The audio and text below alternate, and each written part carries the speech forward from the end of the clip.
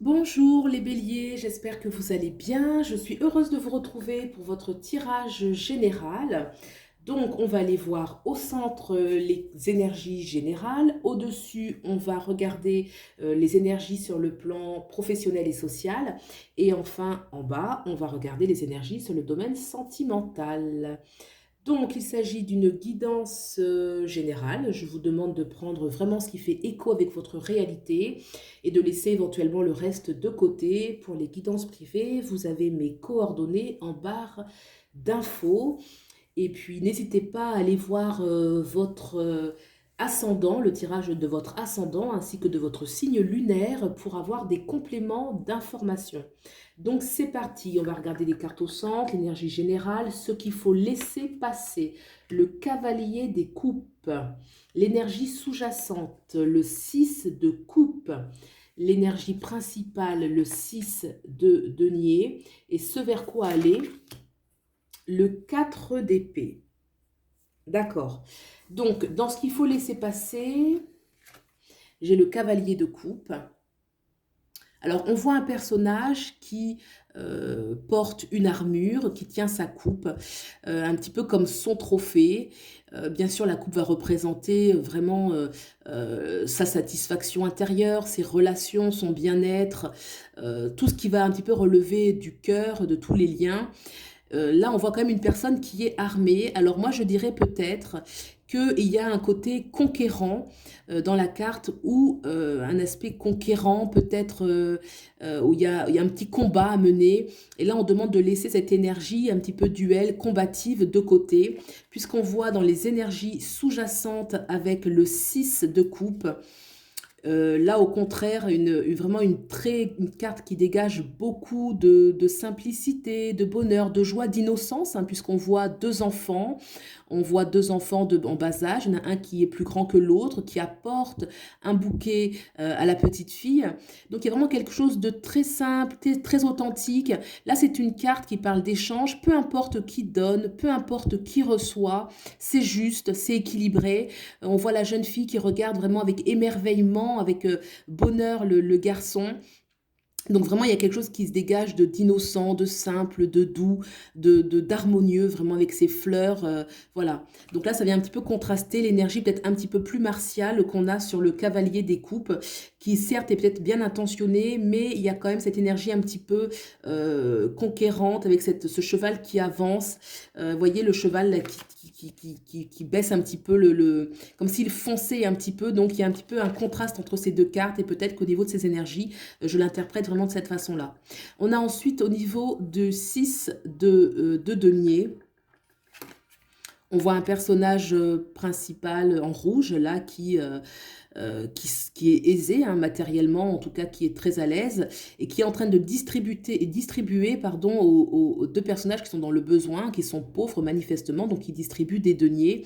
Alors bien sûr, il y a une notion de générosité, on voit qu'il tient aussi un balancier avec sa main gauche, donc peut-être qu'il évalue ce qui est juste, il distribue justement ce qui est dû à ces personnages. Il y a une notion un petit peu de justice. Cette carte dégage quand même la responsabilité qu'on peut avoir vis-à-vis des autres, l'utilité, hein, on est utile et responsable, les autres attendent beaucoup de nous, il y a une notion un petit peu oui, de responsabilité. Là, pour le coup, l'équilibre entre le donner et le recevoir n'est pas juste, hein. On voit encore ce balancier, certes, il évalue ce qu'il donne, mais est-ce qu'il évalue ce qu'il reçoit? On peut se poser la question, c'est une carte qui vient un peu contraster avec l'aspiration sous-jacente où on voit justement les enfants, et même s'il y en a un qui donne et l'autre qui reçoit, c'est pas vécu comme un déséquilibre, hein. Donc là, il y a vraiment un contraste entre ces deux cartes. Là, c'est les 6, hein. Les 6 parlent des échanges. Là, on a l'échange qui n'est pas finalement au niveau relationnel équilibré. On voit clairement qu'ils n'ont pas le même statut social. Il y en a un qui donne et les autres reçoivent. Il n'y a pas de rendu, peut-être à part un simple merci, alors que là, il y a un échange beaucoup plus affectif, quelque chose qui va nourrir dans les deux sens. Ce vers quoi aller, on a ce 4 d'épée. Alors, ce 4 d'épée est intéressant.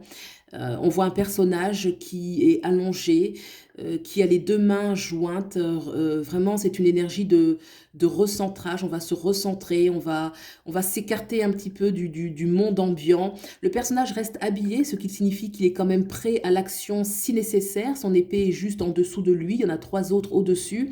Donc c'est une invitation à se reposer, à se recentrer, à se recueillir, à prendre du recul par rapport à la situation, par rapport aux situations, par rapport aux gens, se retrouver pour tout simplement voir après le repos, si vous voulez, revoir un petit peu ses stratégies et retrouver un petit peu sa vitalité, bien évidemment, puisqu'on peut envisager qu'il y a aussi des pertes d'énergie lorsqu'on donne beaucoup.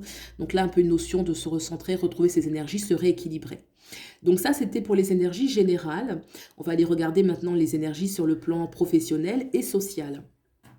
Ce qu'il faut laisser passer. L'empereur. Carte majeure, l'empereur, d'accord. Ensuite, énergie sous-jacente, le 10 de bâton. Énergie principale, l'ermite, eh oui. Ce vers quoi aller? Le 9 de coupe. D'accord. Alors, ce qu'il faut laisser passer, l'empereur. Carte majeure, très importante. L'empereur, c'est une figure d'autorité, clairement. Hein. On voit ce personnage qui est assis sur son trône. Il a l'autorité sur lui, il a l'autorité aussi sur les autres. L'empereur, c'est un peu l'archétype du patron, voilà, du chef d'entreprise, de celui qui est le potomitan matériel souvent, hein, matériel avec de fortes responsabilités. Oui, du patron, du boss. D'ailleurs, on voit les deux, au niveau des sièges, il y a 2 cornes de bélier, 2 têtes de bélier qui indiquent un petit peu le pouvoir, l'archétype un peu du bélier qui est le patron, qui initialise les choses et qui a donc une vue d'ensemble, voilà, qui est très pratique dans la matière. Donc là, le fait de laisser passer. Est-ce que pour certains, ça peut être voilà, cette énergie ou trop de responsabilité, peut-être aussi trop d'autorité, peut-être pour certains, on peut le voir comme soit à l'intérieur de soi ou dans son énergie environnante, ça peut dire quitter un patron, quelqu'un qui peut être peut-être trop autoritaire pour soi, on peut le voir aussi comme ça. Alors là, c'est vrai qu'on est dans le tirage des béliers, donc là, le fait qu'on est l'empereur, peut-être que pour certains, il y a une position un petit peu dans le caractère, un petit peu autoritaire ou trop autoritaire dans ce cas-là, parce que je pense que c'est une qualité, mais peut-être que là, il y a un excès et que du coup, l'empereur, c'est aussi celui qui contrôle. Hein. Bah, dès lors qu'on a le pouvoir, on contrôle, on a l'œil sur tout. Et là, peut-être que ça me fait penser encore à ce cavalier des coupes où on voyait justement, donc, enfin, on voit ce personnage avec qui est armé, hein, une armure. Donc, on est sur le plan sentimental, mais on a encore une armure quelque part. Donc là, il y a peut-être un excès de charisme, le trop de charisme. Alors, il ne s'agit pas non plus de changer, de se changer, mais peut-être un peu plus de douceur en se rappelant l'énergie sous-jacente qui est ici. On a donc dans l'énergie sous-jacente le 10 de bâton, voilà. Donc, le 10 de bâton, on voit un personnage qui porte 10 bâtons. C'est une tâche qui n'est manifestement pas facile, qui est assez lourde. Il y arrive hein, tout de même. Le 10 de bâton nous invite effectivement à déposer ces 10 bâtons puisque nous sommes arrivés à la fin d'un cycle. Le 10 de bâton annonce la fin d'un cycle et donc un nouveau cycle qui s'enchaîne, hein, forcément. Donc, c'est intéressant de voir que là, on aspire vraiment à passer à autre chose. Peut-être à quelque chose de plus simple pour rebondir sur la carte sous-jacente dans l'énergie principale. Quelque chose de plus simple, de moins lourd. Hein, puisque ce 10 de bâton, vraiment, il porte une charge, quoi. Hein. Donc là, il y a cette aspiration. On a dans l'énergie principale l'ermite. Alors l'ermite, c'est une arcane majeure également, où on voit un personnage qui est habillé de gris, qui est âgé, donc qui a quand même une certaine maturité. Il y a aussi une solitude avec l'ermite. Toutefois, sa lanterne est éclairée, son bâton de pouvoir est allumé, hein, il est doré. Donc, c'est une solitude, mais qui est quand même porteuse. C'est souvent, on parle de la solitude du sage, parce que le sage a besoin d'être seul pour méditer, a besoin d'être seul pour réfléchir à certaines grandes choses. Ça peut être aussi la solitude de celui qui a le pouvoir, celui qui a la responsabilité, puisque beaucoup attendent sur nous. Hein. Rappelons-nous qu'on a ce 6 de nier juste en dessous, qui nous parle encore d'un personnage qui a beaucoup de responsabilités, qui donne beaucoup aux autres. Donc peut-être que on se sent un peu seul dans le domaine social ou professionnel. Hein, vous mettez un petit peu l'énergie dans ce que vous vivez, dans ces domaines. Parce qu'on a l'ermite, et l'ermite parle toujours quand même de solitude, hein, même si c'est une solitude qui ne va pas ternir, parce il y a une grande force d'âme par ce bâton et la lumière éclairée, par la sagesse de personnage, il y a quand même une solitude, et ça avait un peu contrasté avec cette énergie sous-jacente qui, elle, vraiment aspire. Bah, il y a un échange là, donc c'est pas la solitude, c'est l'échange. Là, on a ce personnage qui est âgé, là, on a la jeunesse. Donc, il y a vraiment toujours peut-être un rappel à ces choses simples et douces qui apportent beaucoup. Et en effet, ce vers quoi aller, on a ce 9 de coupe. Donc, le 9 de coupe, c'est un accomplissement. On garde quand même des ambitions qui sont hautes, hein. On garde quand même les ambitions hautes de l'empereur. Mais là, par contre, on voit ce personnage, donc on reconnaît un petit peu, il est fier, hein, il est content. Il est bien assis, là, avec ses 9 coupes qui sont comme un petit peu ses trophées au-dessus. Donc là, il est très content, il a travaillé dur pour ça, mais par contre, il y a une dimension beaucoup plus... on est plus dans la satisfaction, on n'est pas seulement dans le pouvoir où, voilà, on a le contrôle sur les choses, mais les 9 de coupe nous parlent vraiment d'une satisfaction, on est plus heureux, il y a un succès, hein, c'est le 9, mais par contre, beaucoup plus d'amour, beaucoup plus de sentiments, beaucoup plus de partage. C'est un personnage quand même... voilà, on voit qu'il a une assise qui garde son autorité, mais elle est différente. On peut, comment dirais-je, faire une analogie avec l'empereur, mais cette fois-ci, celui-là, il dégage plus d'autorité, celui-là, plus de bien-être, plus de bonheur. Voilà, c'est des sentiments plus positifs. Voilà pour le domaine donc social et professionnel. Et maintenant, on va s'atteler au domaine sentimental, ce qu'il faut laisser passer. Le 8 de bâton. Alors, le 8 de bâton, c'est intéressant. On a la carte sous-jacente, le 3 de coupe. On a ensuite, dans l'énergie principale, le 8 d'épée. Ce vers quoi aller, le 2 d'épée. Le 8 de coupe, donc on voit 8 bâtons, pardon, le 8 de bâton. Donc on voit 8 bâtons. Alors on peut imaginer un personnage qui va lancer ses bâtons, les 8 bâtons, donc ça va lui demander beaucoup de force, ça va lui demander un objectif, ça va lui demander de mobiliser sa concentration. Donc c'est une carte qui nous parle de volonté, hein. Les bâtons vont incarner un petit peu le pouvoir dans la matière, le feu intérieur, la détermination, la motivation. Et là il y a un objectif, donc on voit quand même une force de caractère. Alors le fait qu'on doit le laisser passer sur le plan sentimental, donc là quand on reste d'ailleurs dans cette verticalité, on sent vraiment beaucoup de charisme, beaucoup oui, de charisme et d'autorité, on va dire ça comme ça. Et peut-être que là, ce 8 de bâton, qui est d'ailleurs une très bonne carte, mais là, prise dans ce sens, je dirais que peut-être qu'il y a une volonté un peu de contrôle, peut-être de contrôle, hein. L'empereur aussi est dans une énergie un peu de contrôle, il y a une énergie un petit peu de contrôle sur les choses, sur le plan sentimental.